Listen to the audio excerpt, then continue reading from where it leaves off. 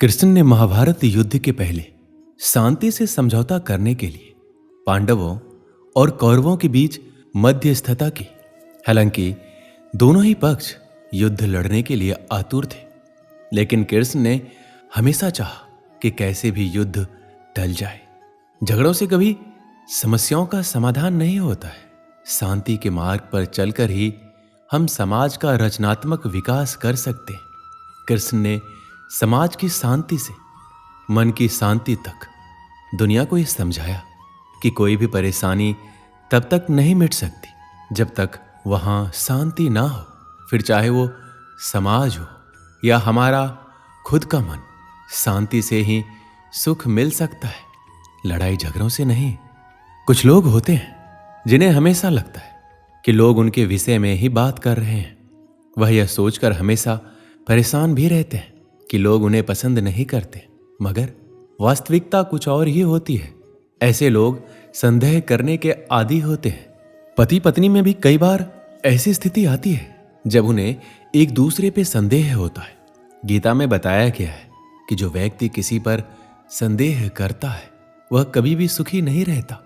उसके मन में हमेशा शंका बनी रहती है जो उसे परेशान करती रहती है। तुम्हें जो करना है वह करो, लेकिन अहंकार से नहीं, वासना से नहीं, ईर्ष्या से नहीं, बल्कि प्रेम, करुणा, विनम्रता और भक्ति के साथ। जिसने अपने मन पर विजय प्राप्त कर ली है उसके लिए मन सबसे अच्छा दोस्त है, लेकिन जो ऐसा करने में विफल रहा है उसके लिए मन सबसे बड़ा दुश्मन है। खुशी मन की एक ऐसी अवस्था है जिसका बाहरी दुनिया से कोई लेना देना नहीं है। तुम व्यर्थ चिंता करते हो। तुम्हें किससे डर लगता है? तुम्हें कौन मार सकता है? आत्मा ना तो जन्म लेती है ना ही मरती है। जो भी हुआ अच्छा हुआ, जो हो रहा है अच्छा हो रहा है, जो भी होगा अच्छा ही होगा। भविष्य के बारे में चिंता मत करो, वर्तमान में जियो। आपका वर्तमान ही वह सब कुछ है जो आपके पास है। अपना दिल अपने काम पर लगाओ, लेकिन उसके प्रतिफल पर कभी नहीं। जीवन में सफलता प्राप्त करने के लिए भगवान श्री कृष्ण के जीवन से जुड़ी तमाम बातों का अध्ययन करके सीखा जा सकता है। आइए जानते हैं भगवान कृष्ण के जीवन से जुड़े कुछ अहम बातें जिससे आपके जीवन को बदला जा सकता है। वैसे तो भगवान श्री कृष्ण बचपन में बहुत नटखट स्वभाव के थे। विपरीत परिस्थितियां आने पर उनका स्वभाव हमेशा शांत रहता था और वे ये बात जानते भी थे कि कंस मामा उन्हें बार बार मारना चाहते हैं, फिर भी वह शांत रहते थे और समय आने पर कंस के हर प्रहार का मुंहतोड़ जवाब दिया। इससे सीख मिलती है कि कठिन समय में भी अपने शांत स्वभाव का त्याग नहीं करना चाहिए। भगवान श्री कृष्ण हमेशा साधारण जीवन जीने में विश्वास करते थे। गोकुल के राजघराने में परवरिश होने के बावजूद वह अन्य सामान्य बालकों के साथ रहते, खेलते और घूमते रहते थे। उन्हें कभी भी अपने राजघराने का घमंड नहीं था। कभी भी उनका मन बुरा समय आने पर घबराता नहीं था। वह विपरीत परिस्थितियों का डटकर मुकाबला करते थे। उनका मानना था बुरे समय में विवेकपूर्वक काम करना चाहिए, अंत का प्रयास करते रहना चाहिए, भले ही परिणाम हमारे पक्ष में क्यों ना हो। श्री कृष्ण और अर्जुन की मित्रता से हर कोई परिचित है। हालांकि ये मित्रता बराबर की नहीं थी। अर्जुन सदैव ही श्री कृष्ण को अपना स्वामी, भगवान और पथ प्रदर्शक मानते थे और उनसे जीवन के हर अवसर पर मार्गदर्शन लेना नहीं भूलते थे। एक तरह से उन्होंने अपने जीवन की डोर श्री कृष्ण को सौंप दी थी। महाभारत युद्ध के बाद एक दिन दोनों बैठकर जीवन दर्शन पर बातचीत कर रहे थे। इसी समय अर्जुन ने कहा, हे वासुदेव, संसार में हर कोई सुख की कामना करता है और जीवन पर्यंत उसकी प्राप्ति के लिए प्रयास भी करता है। फिर क्यों दुख जीवन में प्रवेश करता है? दुख रूपी भावना के निर्माण का अर्थ ही क्या है? क्यों इसकी सृष्टि की गई? यदि दुख होता ही नहीं तो जीवन कितना आसान होता। सुख और दुख दोनों विरोधी भाव है और इनकी आवाजाही ने आम जीवन को दुखी कर रखा है। अर्जुन की बात सुनकर श्री कृष्ण ने कहा, हे पार्थ, सबसे पहली और आवश्यक बात ये जान लो कि सुख और दुख एक दूसरे के विरोधी नहीं बल्कि पूरक है। वास्तव में ये एक ही सिक्के के दो पहलू हैं। यदि दुख ना हो तो सुख की अनुभूति भी ना हो पाएगी।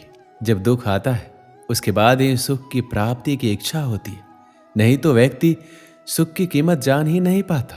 श्री कृष्ण कहते हैं, ये समय भी बीत जाएगा। समय का पहिया कभी एक जगह नहीं थमता। दुख आया तो एक दिन जाएगा ही, और सुख आया तो वह भी एक दिन जाएगा ही। और यह भी तय है कि दोनों बारी बारी वापस लौट कर आएंगे, क्योंकि यही जीवन है, यही सत्य है। समय सबसे बलवान है, उसे अपनी गति से आना है और जाना है। उसके हर कदम के साथ कभी सुख तो कभी दुख को भी जीवन में आना है।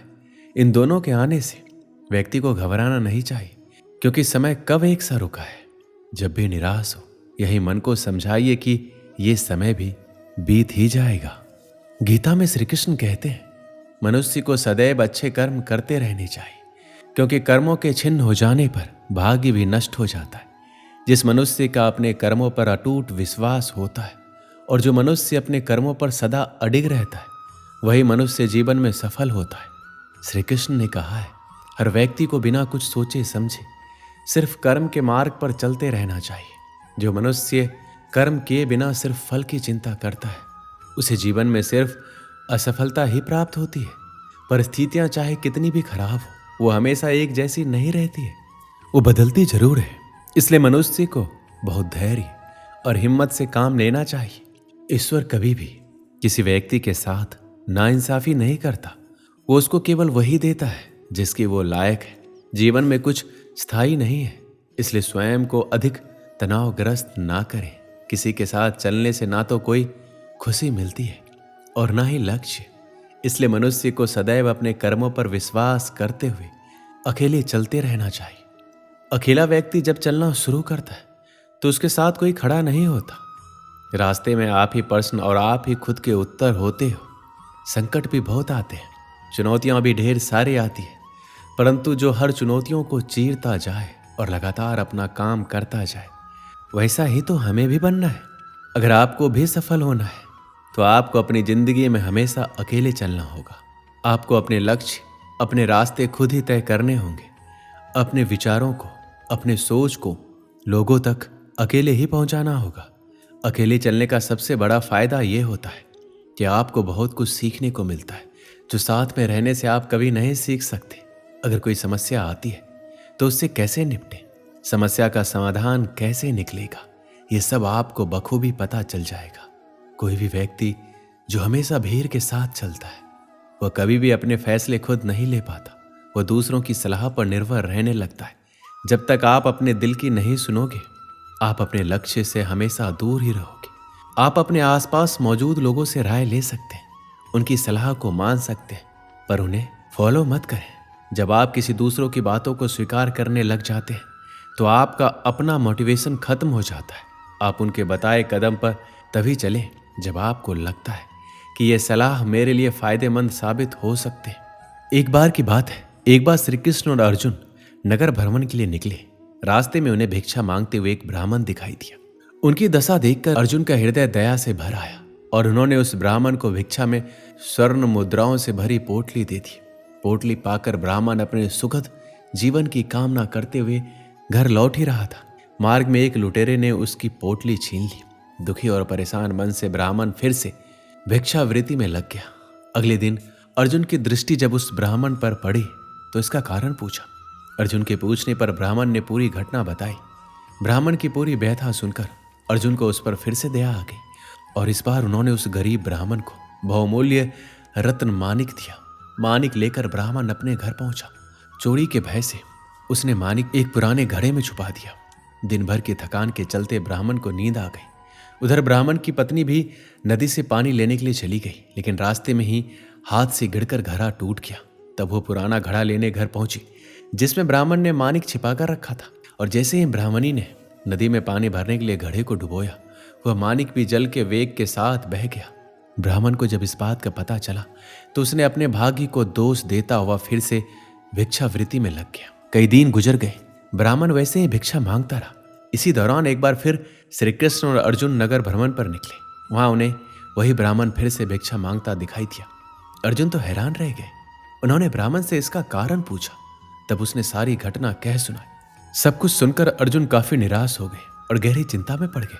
तभी श्री कृष्ण ने अपना हाथ ब्राह्मण की ओर बढ़ाते हुए उसे 2 कौड़ियां दी। अर्जुन ने श्री कृष्ण की ओर देखते हुए आश्चर्य से पूछा कि प्रभु, मेरी दी स्वर्ण मुद्राएं और मानिक इस अभागे की दरिद्रता ना मिटा सकी, फिर इन कौड़ियों से इस ब्राह्मण का क्या होगा? अर्जुन के सवाल पर श्री कृष्ण ने कहा, वह ब्राह्मण देवता के पीछे पीछे जाए। ब्राह्मण भिक्षा लेकर घर लौटने लगा। तभी उसे पास की नदी में जाल में तड़पती एक मछली दिखाई दी। ब्राह्मण को उस मछली पर दया आ गई। उसने सोचा, इन कौड़ियों से मेरा क्या होगा? यह विचार करते हुए जाल में फंसी मछली का सौदा मछुआरे से कर लिया और कमंडल में मछली डाल नदी में छोड़ने चल पड़ा। तभी मछली के मुंह से वही मानिक निकला जो उसने घड़े में छुपाया था। मानिक देख ब्राह्मण खुशी से चिल्लाने लग गया, मिल गया, मिल गया। भाग्य बस उसी समय ब्राह्मण की मुद्राएं लूटने वाला लुटेरा भी वहीं से गुजर रहा था। उसने समझा कि ब्राह्मण ने उसे पहचान लिया। उसने भी पकड़े जाने के डर से स्वर्ण मुद्राओं से भरी पोटली ब्राह्मण को लौटा दी। ब्राह्मण के साथ अब जो घटित हो रहा था वह सब देख अर्जुन ने भगवान श्री कृष्ण को नमन करते हुए पूछा, हे केशव, ये कैसी लीला है? जो काम स्वर्ण मुद्राएं और मूल्यवान मानिक ना कर सका वह आपकी 2 कौड़ियों ने कर दिखाया। तब श्री कृष्ण ने कहा, हे पार्थ, ये केवल अपनी सोच का अंतर है। तुम्हारी स्वर्ण मुद्राएं देने पर उस ब्राह्मण ने केवल अपने सुख की कामना की, लेकिन मेरी कौड़ियां देने पर उसने मछली के दुख के बारे में सोचा। बस यही फर्क है। और भाग्य का साथ पाने का रहस्य भी कि जब आप दूसरों के दुख के बारे में विचार कर दूसरों का भला करने के लिए आगे बढ़ते हैं, तब ईश्वर भी आपका साथ देता है और भाग्य अपने आप मेहरबान होता है। लेकिन जो अपने हित के लिए दूसरों का अहित सोचने और करने से पीछे नहीं हटते, भाग्य उनका साथ कभी नहीं देता है। दोस्तों, इस वीडियो में बस इतना ही। मिलते हैं अगले वीडियो में। अपना ख्याल रखिएगा। जय श्री कृष्ण।